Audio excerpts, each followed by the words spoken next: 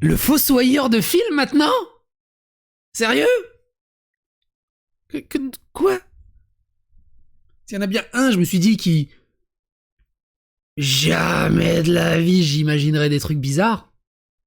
Ou des violences, ou des trucs comme ça. C'est peut-être fossoyeur de film. C'est là que tu dis, waouh, entre l'image qu'on se donne devant la caméra et ce qui se passe derrière. Après, on va pas se mentir, hein. On a tous des histoires, des engueulades, de couples, bref, c'est la vie. On va vous lire le témoignage de 2 de ses ex. Vous allez voir, c'est assez intéressant.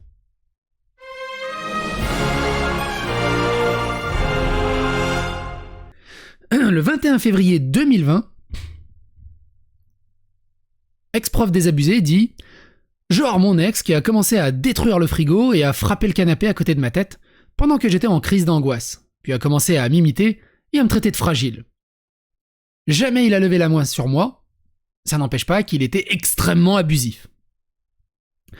Ton ex est une grosse merde, j'en ai un qui m'a dit qu'il me trouvait grosse alors que j'ai été anorexique. Et qui m'a aussi dit c'est normal que dans un couple l'amour soit pas égal. Quoi? Bref. Ça c'était le début, c'était en 2020. Le 7 mars 2020, on va pas se mentir, depuis quelques temps, quand les gens disent que François fait partie des youtubeurs safe, je rigole très fort. François Terrel, hein, fossoyeur de film du coup. Avant de leur casser leurs rêves, n'hésitez pas à faire pareil si vous voyez passer un truc comme ça. I don't care. Toujours le syndrome du « je regarde ces vidéos, du coup je le connais forcément, personnellement ». Exactement. Ce qui m'a toujours laissé très perplexe. Après aujourd'hui, je trouve ça ridicule, mais je sais qu'il y a quelques années, j'étais aussi complètement dedans. C'est à nous de faire comprendre à ce jeune public que c'est pas du tout le cas, je pense.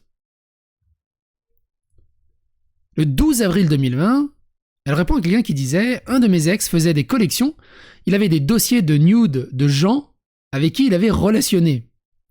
Il a jamais compris pourquoi je voulais plus lui parler en plus de toutes les autres trucs. » Et ex-prof désabusé rajoute « J'en connais un autre qui fait ça, et franchement, si vous lui en avez envoyé, sachez qu'il les a encore sur des disques durs. » Alors, est-ce que c'est un autre ex?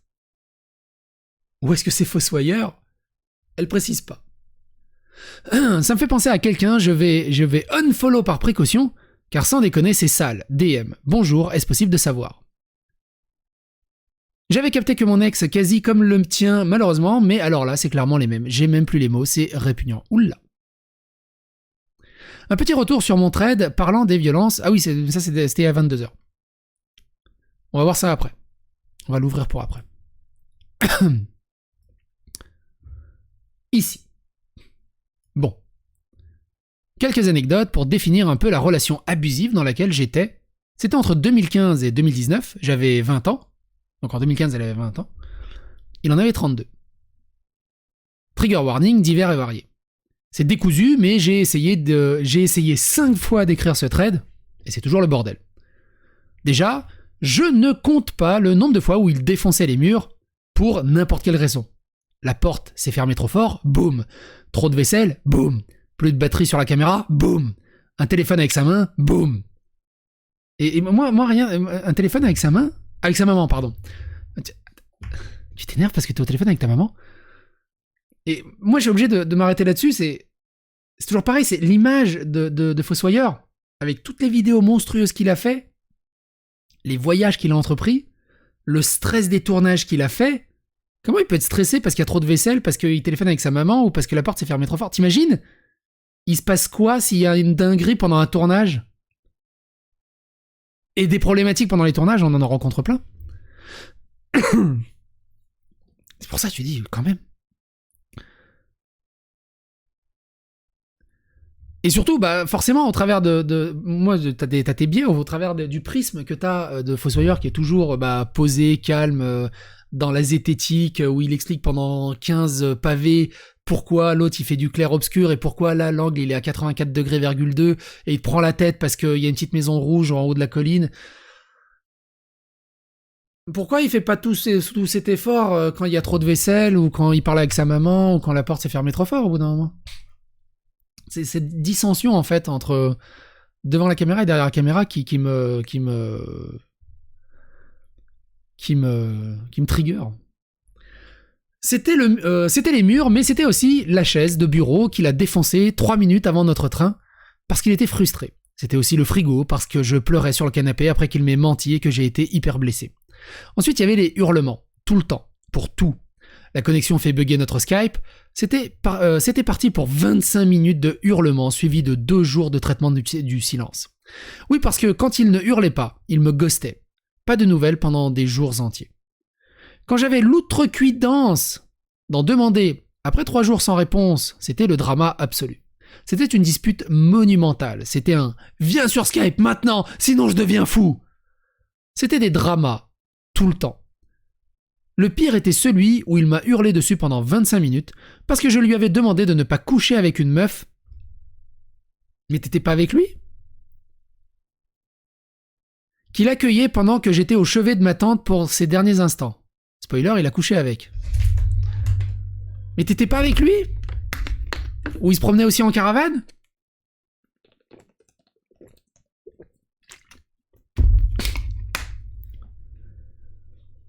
C'était les mensonges constants, le fameux « Mais ne t'en fais pas, je ne coucherai jamais avec elle », suivi du « J'ai couché avec elle hier soir en fait ». Juste avant que tu viennes. C'était les promesses jamais tenues. Ah, il faut que tu remettes un poil de contexte. Vous êtes dans un univers de couple libre, à base de caravane. Comment ça marche ? C'était les promesses jamais tenues à base de « C'est la dernière fois qu'on se dispute, promis ». C'était la manipulation, les « non mais t'es folle, ça ne s'est jamais produit », alors qu'il y a des témoins à chaque fois. C'était les « non, mais tu as mal compris », quand je sortais les preuves que si, ça s'était produit. C'était la déformation absolue de tout ce qui s'était passé. Par exemple, j'ai fait plusieurs conventions avec lui, dans divers lieux, et chaque fois, je passais des moments incroyables avec mes potes, mais lui ne m'adressait pas la parole du week-end. Parfois partait sans moi, sans me laisser la clé de la chambre, seul et sans transport. Il est au courant que t'étais avec lui ? C'est fou.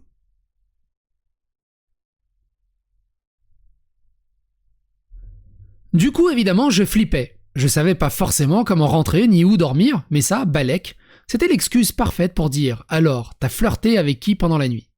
C'était la parano que je flirte avec tout le monde, y compris ses meilleurs potes.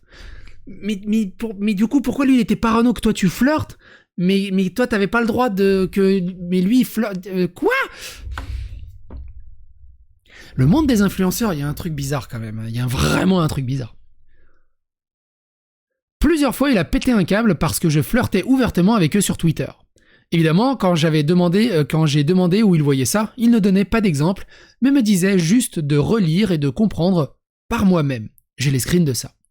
C'était aussi le renforcement positif manié à la perfection pour me descendre encore plus. Les rares compliments que j'ai eus, c'était sur mon regard artistique. Sinon, c'était des remarques insidieuses du type « Ah, t'as arrêté de faire du sport ?» alors que j'étais anorexique. C'était vivre dans une confusion totale. Après, il est anorexique aussi, Fossoyeur. Ma grand-mère l'aurait vu. Il sortait pas de la pièce avant qu'il gagne quelques centimètres, quoi. C'était vivre dans une confusion totale de ne jamais savoir ce qui était vrai ou ce qui allait déclencher sa colère. C'était vivre dans une histoire en perpétuel changement. Une histoire, tout va bien, un jour, je suis la pire personne du monde. Un jour, il veut des enfants avec moi. Évidemment, quand il parlait avec d'autres, comment il veut des enfants avec toi alors qu'il couche à gauche, à droite ? Évidemment, quand il parlait avec d'autres personnes, c'était moi la folle qui mentais, et il a fait en sorte de tourner des gens contre moi. Des gens en qui j'avais confiance, qui prenaient de mes nouvelles, pour lui screener nos conversations et les lui envoyer. En parlant de mensonges, c'était toujours lui qui disait la vérité, et les autres qui racontaient n'importe quoi. Plusieurs fois, pendant que j'étais avec lui, des gens sont venus me dire qu'ils m'avaient trompé. Ça aussi, c'est ouf, hein. T'imagines, t'es à une soirée avec ta femme, avec ton mec, t'imagines le courage qu'il faut à d'autres personnes dire « Eh, gros, c'est pas le moment, mais ta femme t'a trompé. » C'est chaud.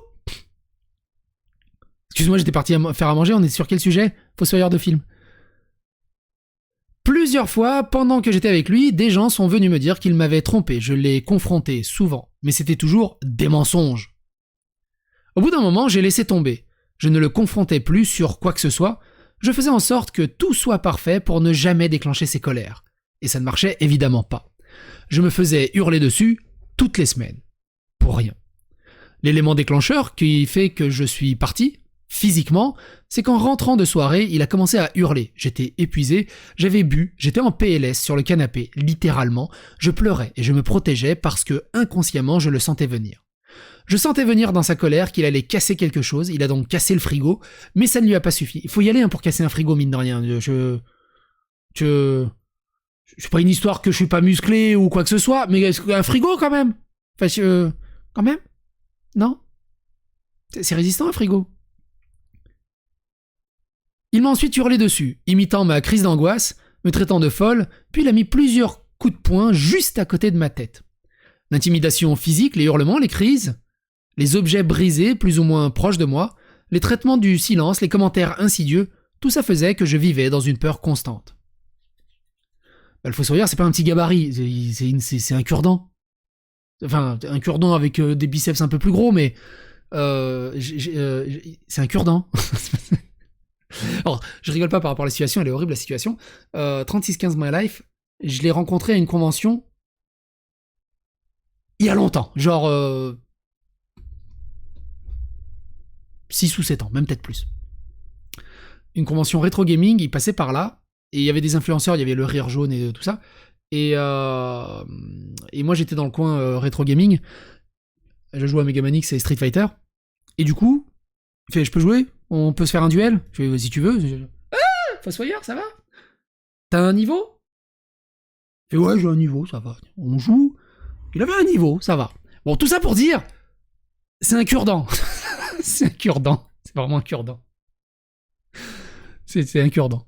En plus, quand il met son grand manteau long là, c'est un cure-dent. C'est pour ça que je me dis, normalement, c'est le frigo qui gagne. Bref. Après, très souvent, alors, je psychologise, je donne mon avis à deux balles, ça me permet aussi d'extérioriser. J'ai remarqué un truc, vous pourrez peut-être me confirmer ça. Les mecs qui ont vraiment pas de masse musculaire, qui sont assez petits ou chétifs, ont tendance à être un peu nerveux. C'est un peu comme les teckels qui sont très hargneux. Et en fait, tu mets le doigt en haut, je peux faire. En fait, c'est tout ce qu'ils peuvent faire. Tu sais, ils aboient à mort. Et alors que tu vois, un mec qui a des putains de muscles de partout, qui a un putain de gabarit, bah généralement, ils sont beaucoup plus zen. Bref, je sais pas. Enfin, ils ont rien à prouver, on va dire. C'est ça le truc. Moi, je suis relativement zen, j'ai rien à prouver. C'est généralement, je dépasse d'une tête tout le monde. J'ai rien à prouver. Il m'a détruite psychologiquement, je suis diagnostiqué avec un stress post-traumatique. Il m'a détruite. Physiquement, j'étais anorexique, alcoolique. Il m'a détruite socialement, en me coupant de mes proches, en m'isolant, parce qu'il n'aimait pas mes fréquentations. Détruite socialement, en me ghostant, en faisant en sorte que toutes nos connaissances en commun me ghostent et le croient. Lui plutôt que moi, en me faisant perdre toute crédibilité parce que j'étais folle, et en essayant de me silencier, via courrier d'avocat. Ah oui, en plus! Ah oui, c'est genre ta gueule sinon je t'envoie mes avocats. Je sens que ma vidéo elle va encore plaire, putain.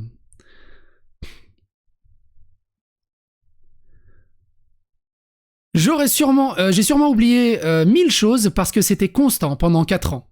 J'étais tellement terrorisé de lui que le jour où j'ai appris qu'il était en Suisse, pas loin de chez moi, j'ai été me réfugier dans les bois au cas où il décidait de passer me rendre visite. François Torel, si tu veux un droit de réponse, si tu veux donner ta version des faits, n'hésite pas à me contacter, n'hésite pas à faire une vidéo, n'hésite pas à faire un thread que je pourrais lire publiquement. Ta version des faits m'intéresse grandement. Ce qui est fou d'ailleurs, c'est que jamais personne n'est revenu là-dessus. Au final, à ma connaissance, François est jamais revenu là-dessus. Bulbeuse témoigne à son tour de son côté. Alors, je crois, si j'ai bien compris, qu'elle est sortie également avec François Torel. Ou alors j'ai mal compris. On va voir ça ensemble. Eh bien écoutez, j'ai vécu exactement la même chose. Encore une fois, ce n'est pas le même type de relation, j'étais loin et préservé, mais je le reconnais. Ça m'étonne pas tellement pas toutes... Alors ça m'étonne tellement pas. Toutes les ex avec qui j'ai pu discuter disent que c'était exactement pareil pour elle aussi. Les détails changent, genre il a cassé un lavabo. Il faut y aller aussi pour casser un lavabo. Une bibliothèque avec une autre, mais les grandes lignes restent les mêmes. Le lavabo, c'est moi. Je suis le lavabo. Ah mais oui. Bonsoir, madame lavabo. Moi, c'est madame frigo. Donc il y a plein d'ex qui sont comme ça. C'est fou. Je suis pas une ex, mais je suis madame souris. C'est fou. Je trouve ça fou. C'est ouf. Ne jamais se fier aux apparences. Bon, j'avoue, j'aimais bien ce youtubeur, mais après cette lecture éprouvante, c'est désabot direct. Je sais, c'est peu comparé à ce qu'elle a vécu, mais si tout le monde s'y met, ça peut impacter cet odieux personnage. Je me retrouve tellement là-dedans.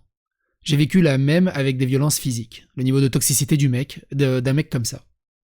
Voilà les infos que vous voulez tant. Restez respectueuse, God please. Désolé, mauvais goût. Mauvais post. Quoi ? Ce trade a résonné beaucoup trop en moi. Force à toi. Voici mon expérience avec cet homme pour que vous puissiez bien comprendre le personnage. Par ce biais, je souhaite témoigner encore une fois mon soutien aux femmes avec qui il a fait vivre des violences psychologiques que l'on peut clairement qualifier de violences conjugales. Putain, mais c'est une autre nana, une autre ex ? C'est fou. Je l'ouvre, on va le lire après.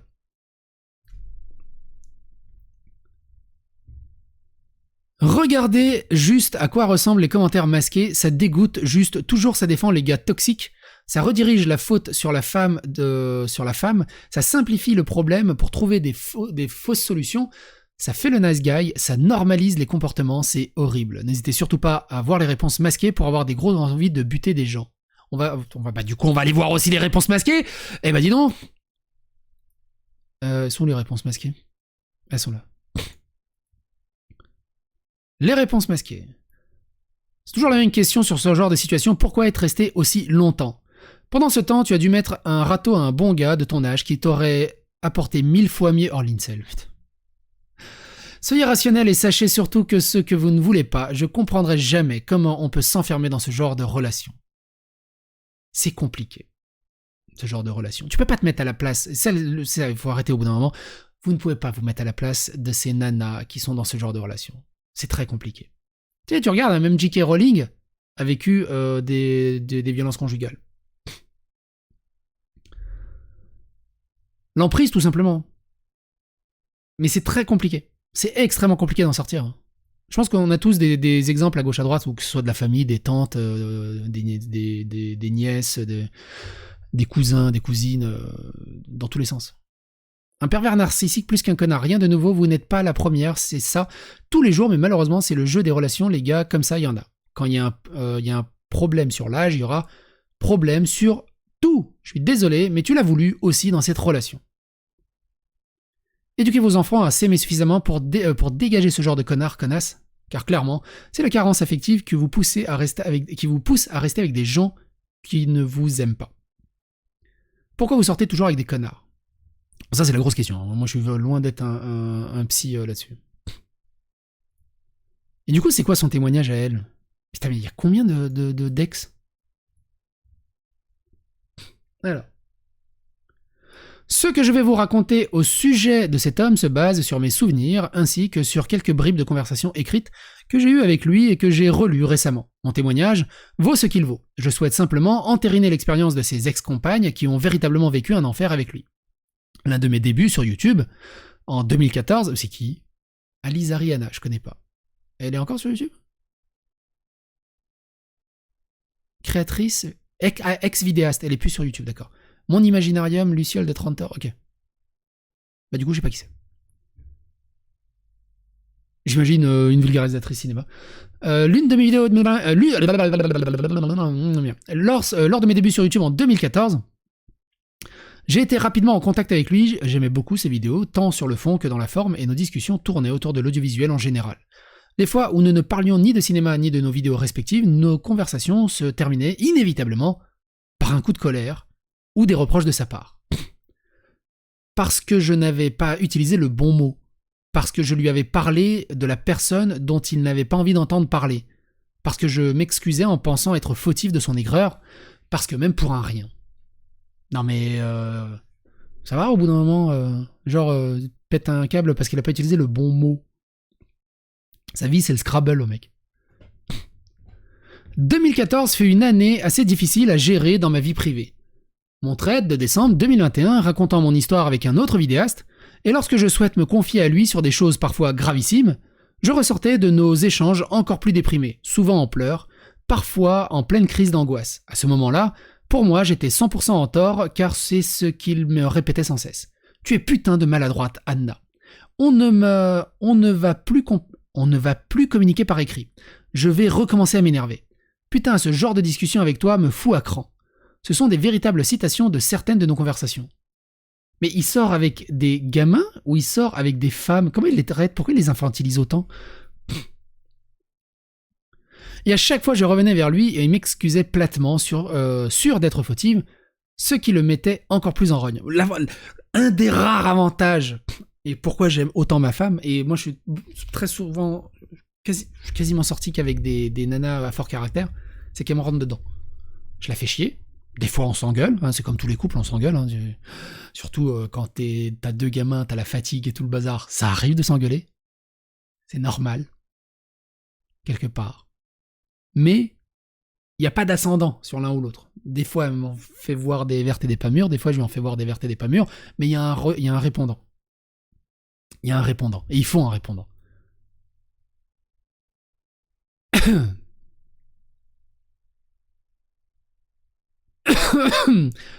Je lui avais parlé de la personne dont il n'avait pas envie d'en entendre parler, je l'ai déjà lu. Parfois même pour un rien. Ah ça, je suis pas présent quand tu perds. 2014 fut une année assez difficile à gérer dans ma vie privée. Mon thread de décembre 2021 racontant mon histoire avec un autre vidéaste, et lorsque je souhaitais me confier avec lui sur des choses parfois gravissimes, je ressortais de nos échanges encore plus déprimés, souvent en pleurs, parfois en pleine crise d'angoisse. À ce moment-là, pour moi, j'étais 100% en tort, car c'est ce qu'il me répétait sans cesse. Tu es putain de maladroite, Anna, on ne va plus communiquer par écrit, je vais recommencer à m'énerver, mais je l'ai déjà lu.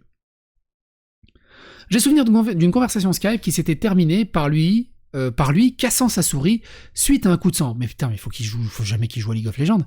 Je me souviens même plus de la raison tant il en a fallu peu. Et me le rapprochant la seconde suivante. J'avais fini en larmes, prostré dans un canapé à suffoquer. Ça va lui coûter cher aussi en... T'imagines, quoi? Il casse sa souris, il doit la racheter, il casse le frigo, il faut qu'il rachète un frigo, il casse le lavabo, il faut qu'il rachète un lavabo.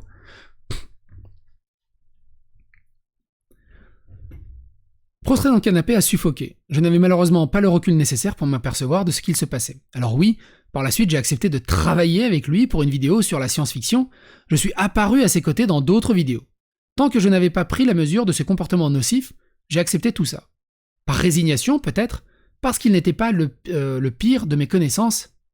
Il n'était pas le pire de mes connaissances à l'époque, mais au bout d'un moment, moi ce que j'ai envie de dire, changer de milieu. Enfin, si le milieu il est comme ça, changer de milieu. Déjà, il y a le no-job, in-job. Arrêtez de coucher tous ensemble. C'est un truc de fou. Tu veux un mari? Trouve-toi un mari en dehors de la bulle des influenceurs.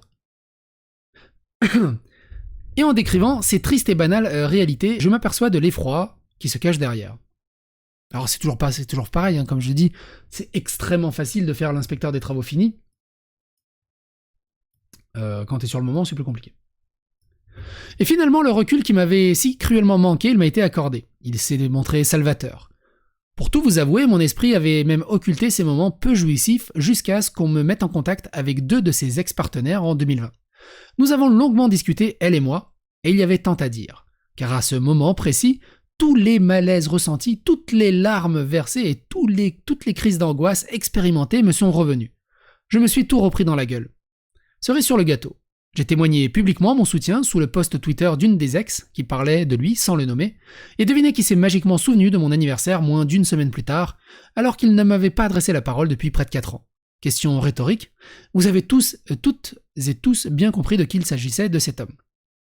Pompon sur la cerise sur le gâteau, je n'ai eu qu'à attendre son second message pour qu'il me gratifie d'un pavé, lui pourtant si taciturne d'ordinaire, au sujet de son ex toxique, l'ayant tiré plus bas que terre. Pour info, il ne me suit pas sur Twitter, et son ex l'a bloqué.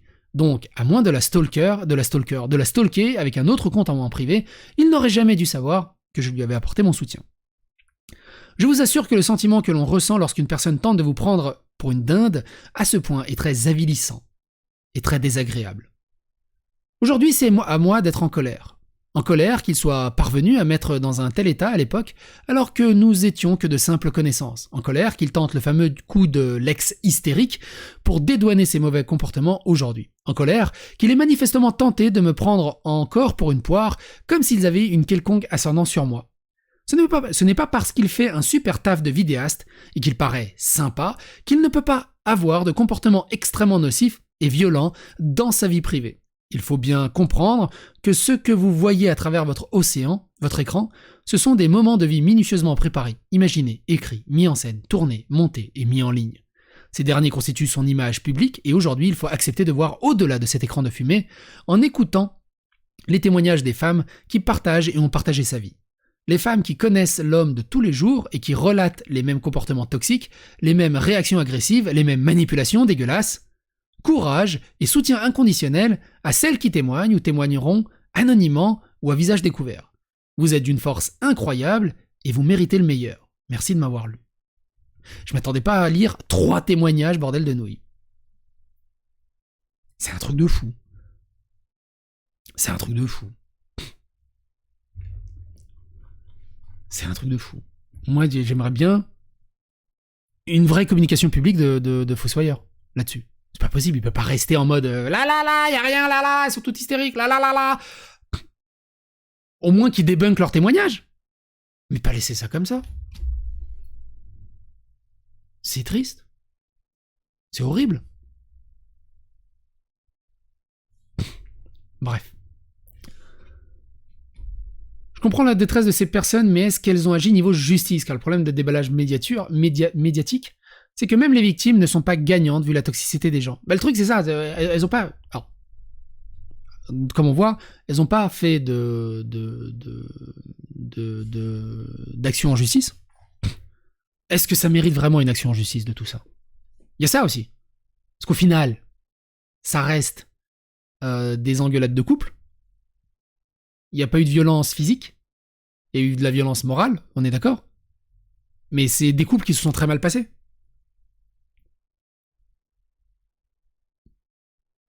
Et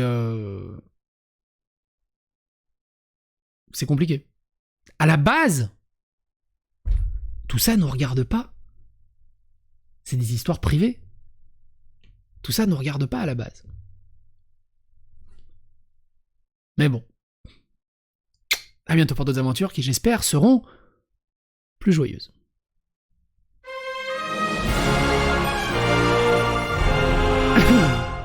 Alors ça reste parole contre parole. Bah pour l'instant, Fossoyeur a pas parolé.